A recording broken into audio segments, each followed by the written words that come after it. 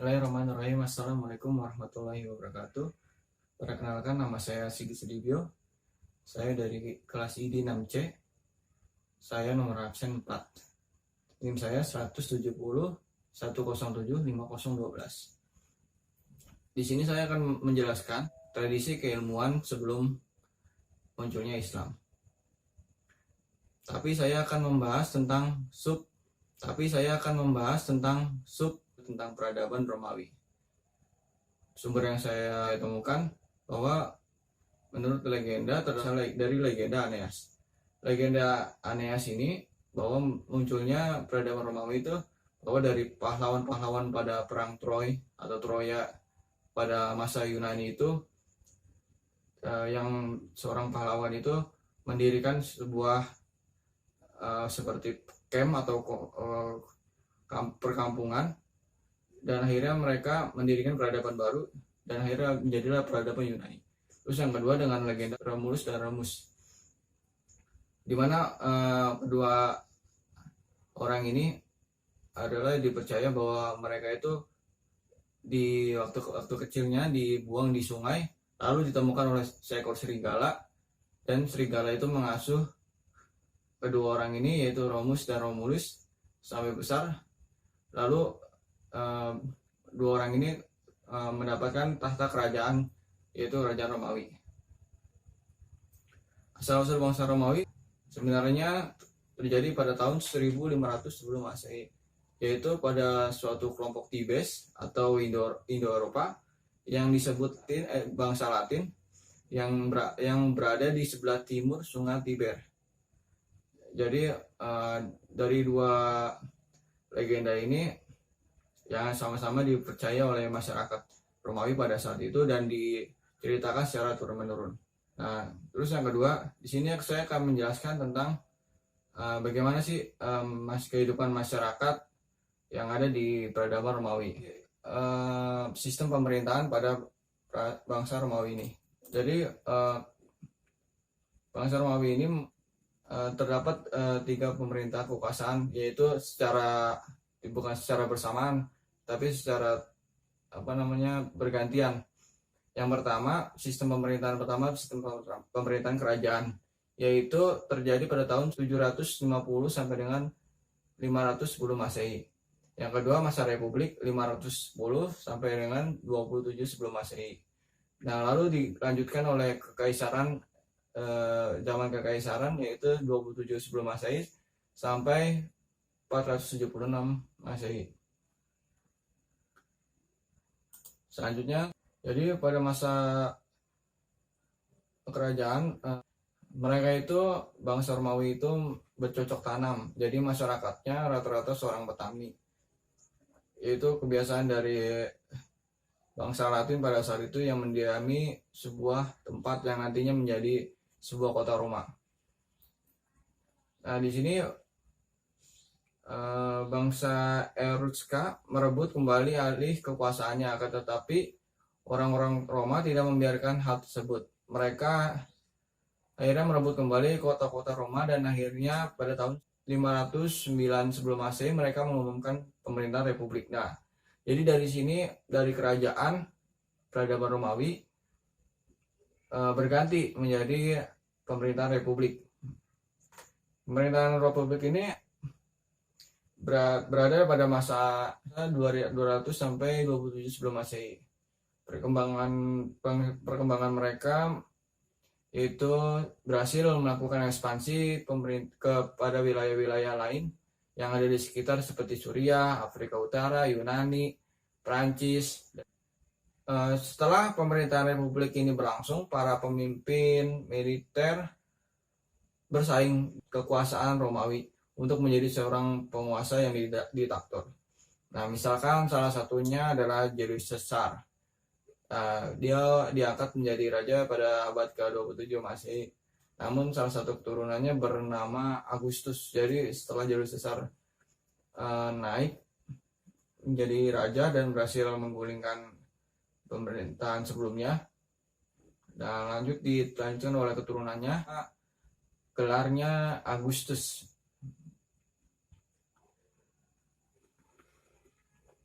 Nah, di masa pemerintahan setelahnya, nah para penerusnya ini yang bergelar Agustus itu tidak mendukung pemerintahan Republik. Ia akhirnya membubarkan pemerintahan tersebut dan mengangkat dirinya sebagai seorang kaisar atau imperator.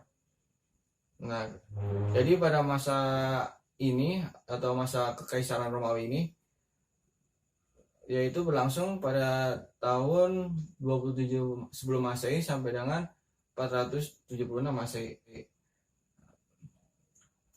Nampaknya membuahkan hasil. Ya, terlihat pada abad 117 Masehi bahwa Romawi berada pada kejayaannya. Jadi perubahan ini akhirnya membuahkan hasil sehingga pada masa kekaisaran atau pemerintahan kekaisaran Agustus ini membuahkan hasil yang sangat signifikan sehingga terjadinya pencapaian kejayaan di masa ini. Yang sebelumnya masa kejayaan ini belum pernah dicapai oleh peradaban Romawi ini. Hal ini juga di masa kekaisaran ini menyebabkan keruntuhan imperium ini. Jadi kalau misalnya dalam sejarah itu ada masanya peradaban itu merintis, mencapai puncak kejayaan, lalu akhirnya mereka runtuh. Ya, dan peradaban itu dari menurut sejarah itu sudah alurnya seperti itu. Bangsa Romawi ini runtuh karena diserang suku barbar. Akhirnya runtuhnya kekaisaran Romawi ini dipecahlah. Jadi ada dua Romawi pada masa itu, yaitu Romawi Barat dan Romawi Timur.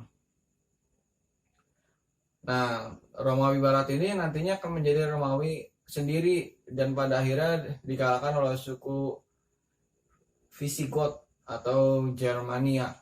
Sekarang bangsa Jerman pada tahun 476 Masehi. Nah, terus yang kedua, Romawi Timur ini akhirnya dikalahkan oleh Turki Utsmani pada tahun 1453 Masehi. Nah, di sini saya akan menjelaskan tokoh-tokoh ilmuwan dari Romawi. Ya, yang pertama, yang paling terkenal adalah Aelius Galenus atau Claudius Galenus. Nah, Aelius Galenus ini sering dipanggil atau sering dikenal dengan nama Galen. Galen berasal dari Pragon. Nah, beliau ini seorang ahli bedah dan juga seorang filsuf pada kekaisaran Romawi. Bahkan dapat dikatakan yang paling berhasil pada masa itu. Jadi beliau itu yang paling ahli dalam kedokteran di masa kekaisaran Romawi ini. Beliau itu anak dari Aelius Nikon, seorang arsitek pada masa Yunani yang saat itu yang kaya dan minat dengan ilmiah.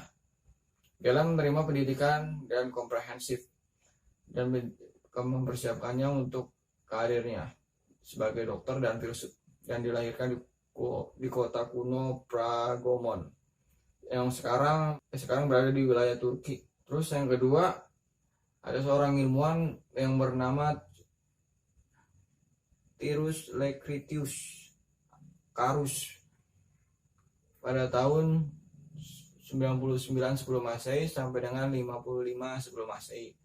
Beliau adalah seorang penyair filsuf Romawi yang terkenal. Salah satu karya yang dikenal adalah epik filosofis tentang Epicuraianisme, Rerum Natura, atau tentang sifat-sifat alam semesta.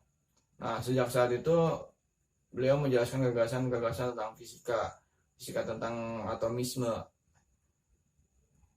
Jadi Lucretius adalah seorang Epicurean yang menulis dalam bahasa Latin yang mengikuti jejak Epicurus yaitu pada masa sebelumnya dan berpendapat tentang materi. Nah, saya sekarang akan menjelaskan tentang pasang surut tradisi keilmuan pada peradaban Romawi.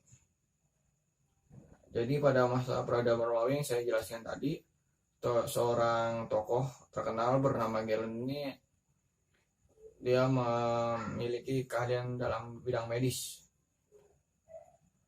Dari capaian yang dicapai oleh bangsa Romawi, yang pertama adalah adanya pengobatan yang dengan tekniknya yang dapat dikatakan maju pada masanya.